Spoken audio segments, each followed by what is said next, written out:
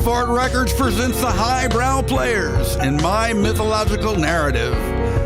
This episode is entitled High School. The Highbrow Players are Robert Crenshaw, Don Dixon, Marty Jones, Don Jones, Jill Bartlett, Steve Karras, Graham Mabey, Mitchell Crenshaw, Leah Crenshaw, Jamie Hoover, and Michael Datz.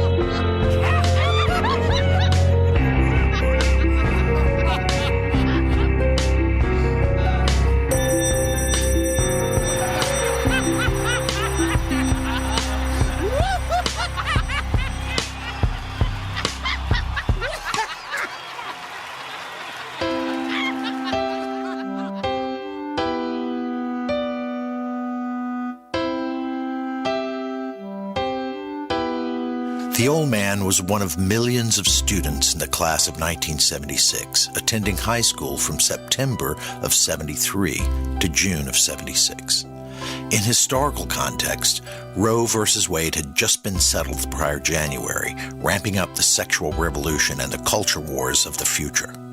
He saw not only the Vice President of the United States cop a plea for tax evasion in October of 1973, but in August of 74, he also saw the President of the United States resign in disgrace after the Watergate investigation.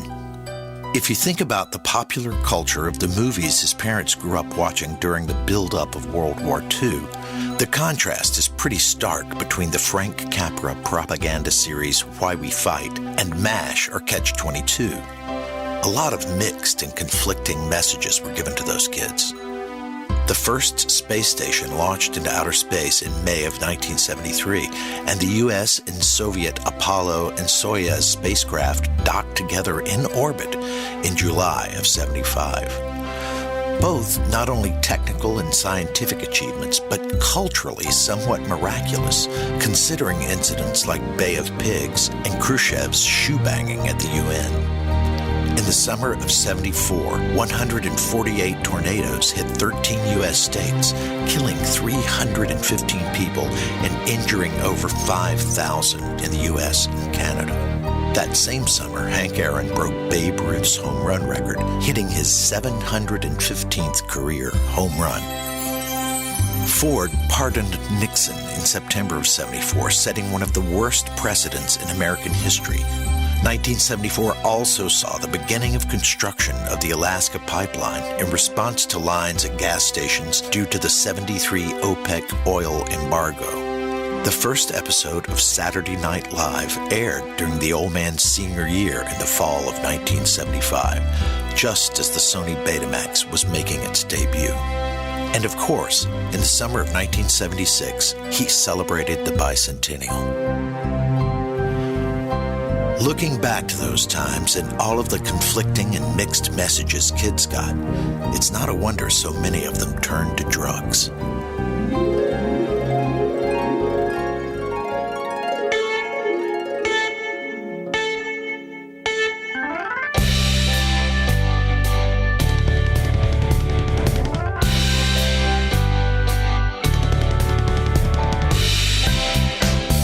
If you've ever watched reruns of That 70s Show, oftentimes the characters are sitting in a smoky basement in a circle saying stupid stuff as the camera does a panorama showing each of the characters with a lit up glaze on their face.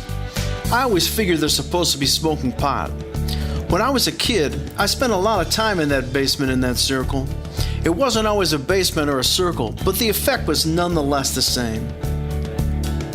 A lot of my high school memories involved 3 or 4 of us friends going in on a lid, which was $10 or an ounce for $15. Honestly, I was more of a moocher than a purchaser, but nonetheless, we got together on Friday nights at someone's house whose parents were either out of town, out for the night, or just willing to harbor us and let us have at it with the ancient ceremony of telling tall tales and passing the peace pipe or joint. The ceremony went something like this. We'd each take some pot and put it on an album cover. We'd take out all the big stems and break apart the buds with our fingers, then pitch up one end of an album cover so that the seeds would roll away from the rest of the pot. Double album covers worked especially well. After we prepared the weed, we'd put some in a rolling paper or two and try to make it into a joint. There was always one guy, in our case, we'll call him Bruce. Bruce was the first guy in the group to use only one paper, the guy who could roll a joint that looked like a lucky strike. I was never that guy. My joints always looked like pregnant whales with stem harpoons sticking out of the side. There was a camaraderie and ceremony to the whole thing that I just loved, though. Here we were, friends, taking part in an illegal activity that made us feel like we were part of the counterculture or something. Instant hitness. We'd walk down the hallway at school, checking out who we thought was cool and who wasn't from our red and glassy-eyed perspective. Misguided and ill-informed as it was in retrospect, it did give us a certain sense of community. And for kids who did not participate in school activities and were more into rock bands, these were the ties that bound our sojourned adolescence. And now a word from our sponsor. New from Bonco Automotive. Did you hear about Mr. Pepe? No. What happened? He must have fallen asleep driving because he drove his car through the front doors of the First Baptist Church on 2nd Avenue. He'll probably burn in hell now. That's a real shame. Have you heard about the new tireless tires from Bonco Automotive? Bonco's new tireless tire has a scientifically designed elliptical shape to keep the driver stimulated while driving after a long day. As well as keeping you on your toes, it also adjusts the vertebral column for maximum compression and exercises your central incisors and bulbohedula rectus capitis, anterior neck muscles for that mon âme se meurt feeling. How do you like your new tires? Wow. These tires are great. At Bonco Automotive, we make stuff. Sometimes crazy stuff.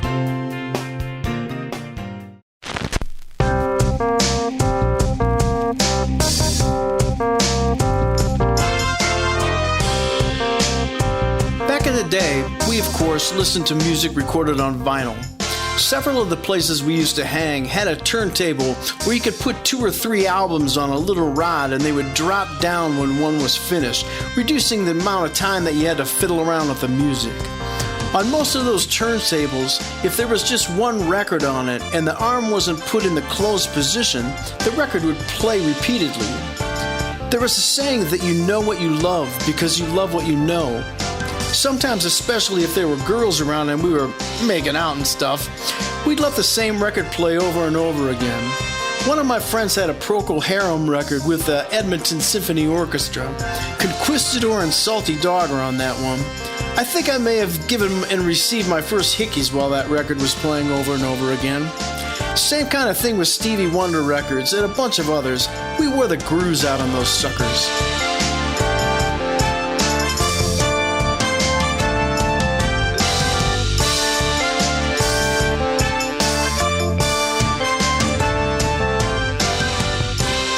These types of gatherings were also our first introduction to alcohol. High school for some, junior high school for some. As a young and dumb adolescent, a GIQ was the right amount of beer for me to drink to reach a certain stage where I thought I was both charming and handsome. Unfortunately, I was not that bright and usually traveled far past charming and handsome into the lethargy, confusion, stupor, bordering on the coma stages of poisoning.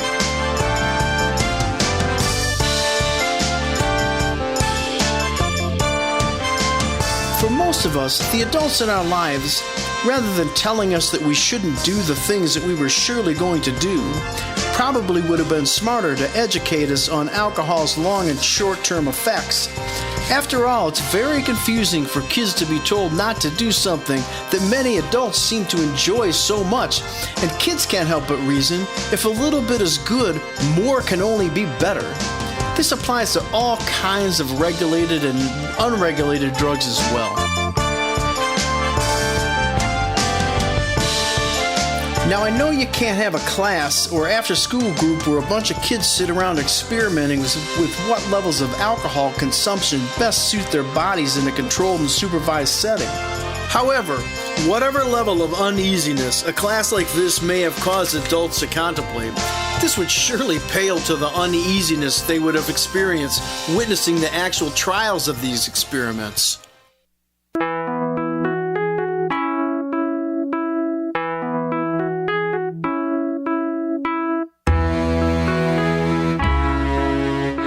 Within the last decade or so, I was at my folks' house looking around and ran into a picture of one of my grandparents as a young adult. In her adult life, she was very much a conservative Christian fundamentalist and a loving grandmother. In the picture, though, I swear, she looked like a flapper. So though I wouldn't have thought it during my adolescence, perhaps ours was just one generation of those who ran these types of scientific trials. Come to think of it, alcohol may have even been a banned substance during my grandmother's trials. Kids, I guess some things never change.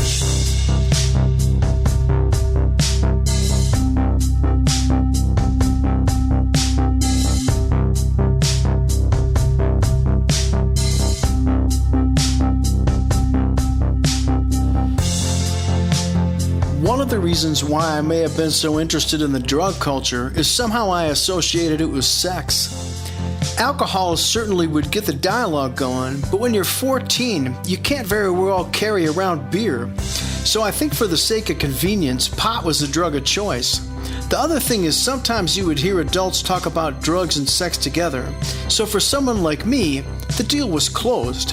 One hand would wash the other. I think each generation somehow feels like they have reinvented sex. And perhaps they do because it is experienced under a new set of social mores and learned from information, for better or worse, of a more complex media type. I suppose people who grew up on farms probably had a less jaded view of sex than those who grew up watching Barbara Eden on I Dream of Jeannie or reading Playboy, Penthouse, and an occasional special issue of National Geographic. Nowadays, porn has made sex so jaded, it has got to be more confusing than ever. I'm guessing every older generation says this about the younger. The truth of the matter is, though, is by the time I was about in the 10th grade, even in the 70s, sex got really complicated. As teenagers, our bodies were clearly and explicitly telling us to do one thing, and the people in charge of us were explicitly telling us to do the exact opposite thing. 1 or 2 generations earlier, people would have been dropping out of school to have kids. Even though we were the first generation to have access to the pill and legal abortion, it didn't make anything less complicated, it just made them complicated in different ways. What I knew about sex, or what I thought I knew about sex, I had acquired from Playboy, Penthouse, and the occasional 8mm black and white porn movie some kid had stolen from their father. I did have access to the book Everything You Always Wanted to Know About Sex But Were Afraid to Ask, but the porn seemed so much more guy, and the glossy pictures were far more intriguing than any book with a bunch of words could have ever been. Perhaps one picture is worth 1,000 words is put to the test in this context. On one level, I suppose in the beginning, there's sometimes a shared sense of discovery for the passion and the biological change happening, one in which you have no real context to understand. From my adult perspective, I think about how hardwired we are for sex, and the idea of abstinence seems just hillbilly crazy to me. Another thing you discover is that sex and passion can be a great contribution to a love story, but it can also be a great contribution to a story about murder, emotional destruction, and power. It must be very interesting for a young woman to find herself with a new power that in many cases makes her more vulnerable. New and explosive things for kids for sure. With those mysterious passions and the mixed messages kids get, I guess sex will always be the ultimate disruptive innovation in young lives.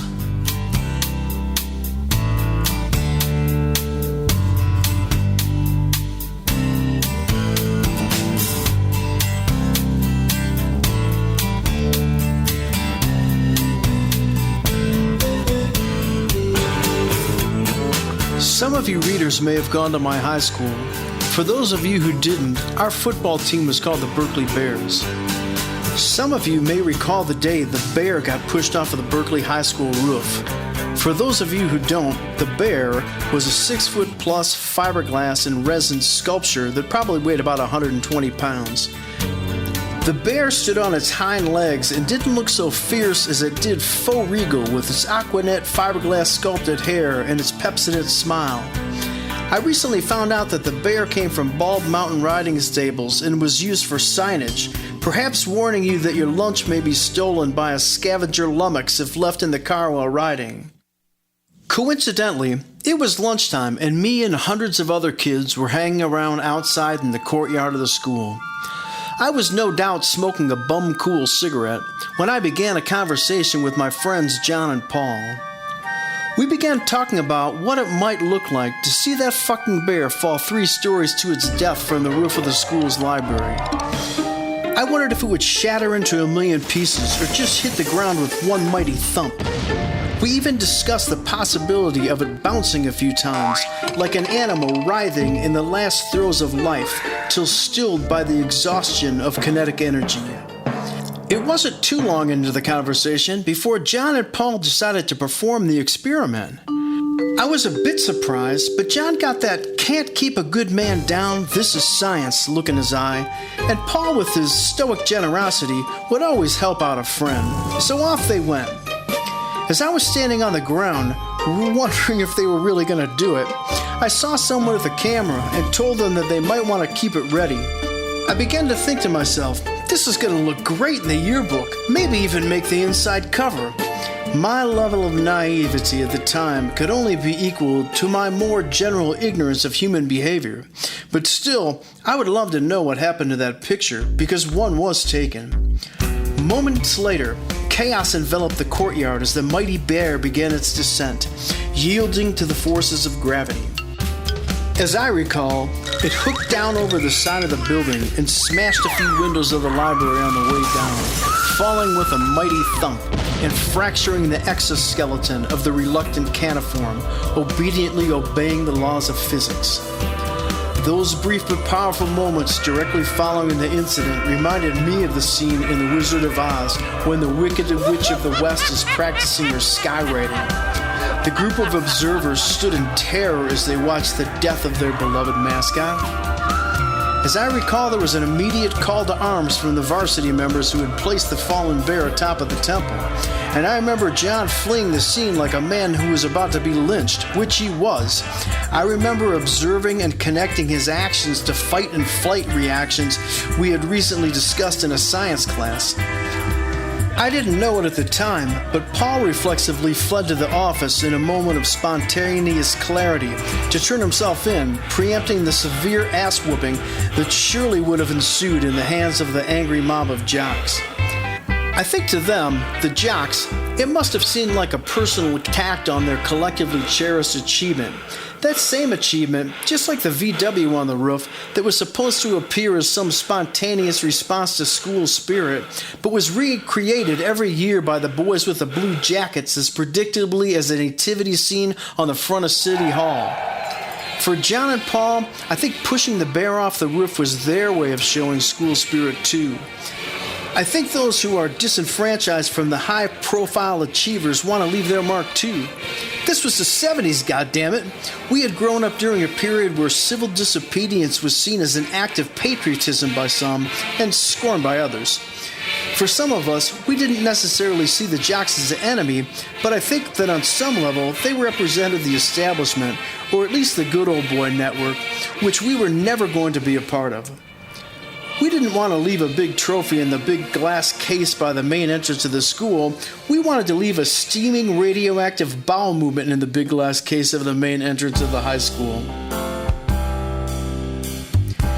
Perhaps in retrospect, in some cases, the jocks were like Nouveau Beaujolais, and we were like Cabernet Sauvignon, each with its own richness and complexity, each with its own set of metrics, and each with its own timeline. What did I expect? I expected it to be funnier. I expected there would be more acceptance and glee to the death of the bear. I expected spontaneous applause. You see, I was a dumbass, and a bit of a troublemaker, obviously. Most kids are dumbasses when they're in high school. With some regret, I'll admit, especially by that point, I hated high school most of the time and counted the days for it to be over. I think a lot of us felt that way. I left Berkeley High School with a D- average. For me, in many ways, it just was not a good fit.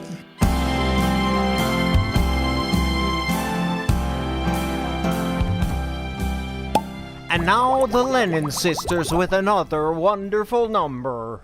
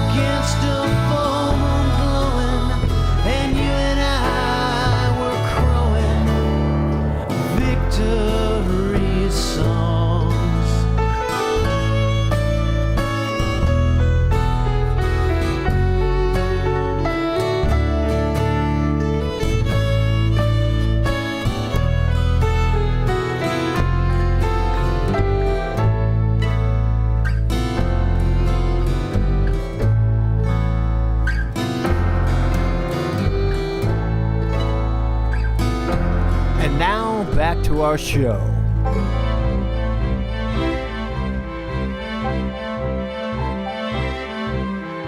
I've sometimes pondered the idea of an exponentially growing circle of experience and familiarity we hopefully experience in our lives. First, there's a circle around a mother and a child, expanding to the family and extended family. Then there's the expansion further of the circle to the kids on your block and your elementary school. Each time that circle expands, hopefully its inner circumference becomes your comfort zone. At first you may not command it, but with time you become familiar and learn to traverse within it. Growing up in Berkeley, Michigan, I recall the elementary schools as Angel, Hamilton, Pattengale, Oxford, and Berkeley Elementary, or Berkeley L as we would have called it.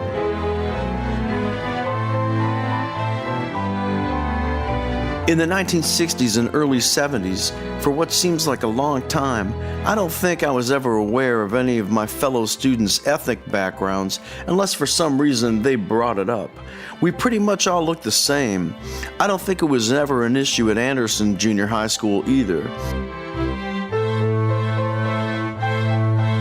When I got to high school, though, my circle became big enough that for the first time the scope began to reflect most of the complexities of the real world, or at least give me a glimpse of it in real time. I was fortunate to traverse that circle and not be stifled by the throes of racism.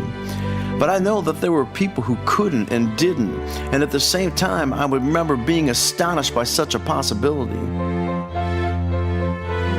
Berkeley High was the first place I ever got a sample of people who were truly xenophobic.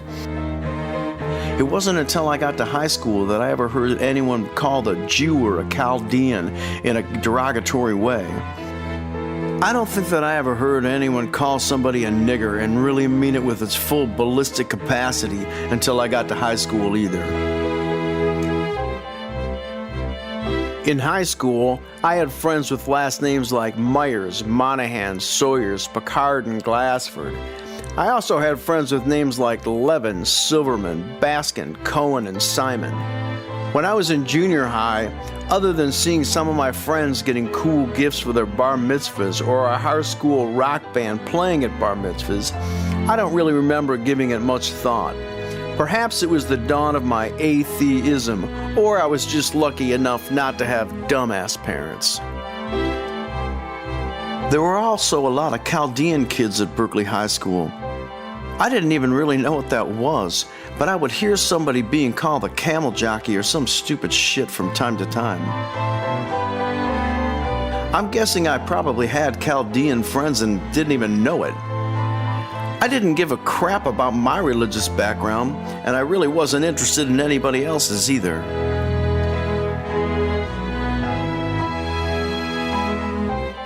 I was never exposed to religious discrimination as a kid other than in the context of World War II, and as a kid I only saw that as something that was in history books, movies, or that show called Combat.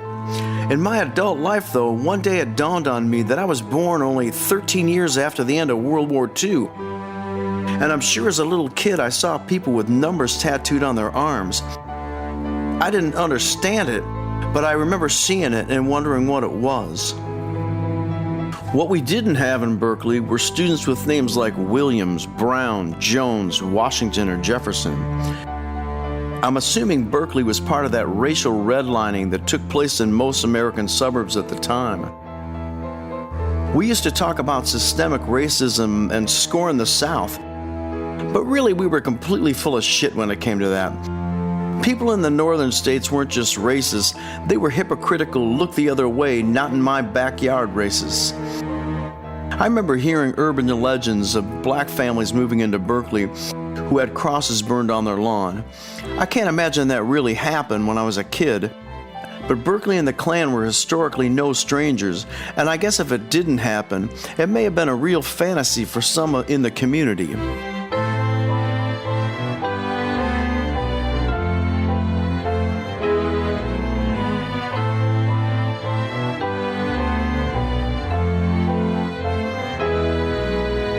I do remember some a-hole Berkeley High School kids made a special trip to Oak Park High to vandalize the school by spray painting racial slurs on the building. I think Spear Chucker High was included in some of that artwork. I remember the incident because somehow I had been elected to a student leadership class and was part of a day-long student swap to settle tensions between the schools. It was actually fairly enlightening. I learned that Oak Park High was not only racially mixed, but it actually had a planetarium and generally, physically, was a much nicer school than ours. I heard a discussion recently about segregation in the context of racial quotas in colleges. The argument being that somehow racial inequality was a thing of the past. The truth is, as I see it, birds of a feather flock together, and unless your particular birds include a vast swatch of racial and cultural diversity from the start, you're somewhat stifled in your ability to navigate the world. When you leave your comfort zone, you're surrounded by other and unknown territory. In most circles I was fine, but in other circles not so much because I didn't have that kind of exposure. I don't know what it's like there now, but I really hope it's better.